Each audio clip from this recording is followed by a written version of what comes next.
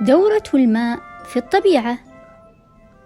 مرحبا بكم يا أصدقائي، أنا قطورة، وأنا قطرة صغيرة من الماء. اليوم الجو حار جدا، وحجمي يصغر ويصغر. أنا أرتفع في السماء. هل تعلمون ما اسم هذه العملية؟ نعم، إنها عملية التبخر. انظروا معي، هناك المزيد من القطرات.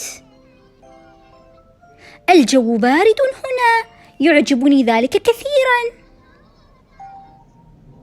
أنا عندما يبرد الجو يكبر حجمي ويتضاعف، وأصبح أثقل فأثقل. أوه، إنني أسقط الآن من السماء.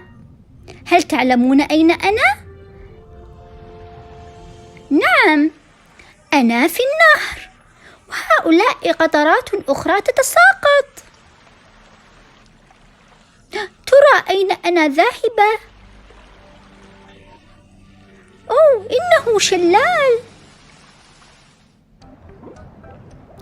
ترى أين أنا الآن؟ وماذا يحدث لي؟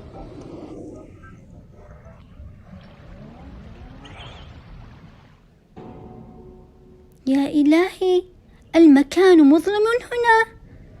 ترى أين أنا؟ وأين أنا ذاهبة؟ لقد عدت مجددا في الكأس.